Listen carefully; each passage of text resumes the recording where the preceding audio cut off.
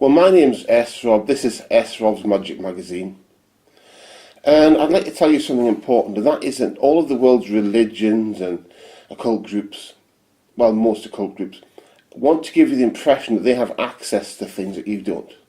And by that I mean they want to give you the impression that they have access to him upstairs or him downstairs, and that if you call them, they won't come. And that's simply not true. If you summon these entities, they will come. To be fair, most occultists are open about this, and a lot of occult groups are.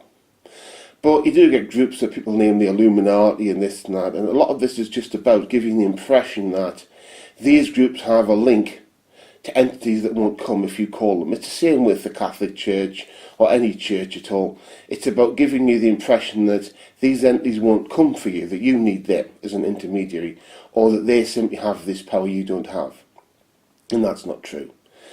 It's the same as a lot of the impression of these organisations. It's about giving the impression of power, because they know if they give the impression they have all this power, you will act as if they do, and so they gain power. I can say that with most organisations, certainly ones that are about power. You know, the ones that are secret but not secret, everyone really knows about.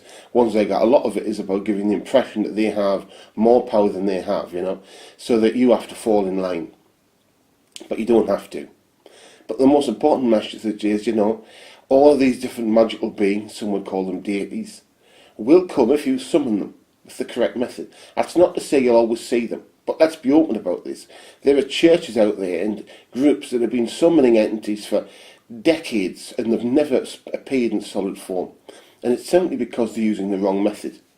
But for them, then it becomes about dressing up and all this and how you look. It becomes about this and not about the actual thing itself. Okay, it is actually about the occultism and magic. It's not about just how you dress up and stuff like this. Now, I've wrote a lot of books at the time of recording, over 350 books on the occult. So that's a lot, yeah. And the methods do work. My name's Rob. You know, to find those books, it's quite simple. You put Rob into Google or into Amazon. It's probably a good idea. On my website, you'll see the links for that are on this video. But you know, you don't have to be in the position where you think, you know, but they have access to these beings, I don't. No, they don't. You can have access to those beings, but you have to choose to. See, if you decide not to perform rituals, not to perform any real magic, then you probably won't get access to them unless they come to visit you off their own free will, off their own volition. Okay, so you have to summon them. You still have to do things. Just watching this video won't be enough to get whichever magical beings you want around you to be around you, to get access to them, you know.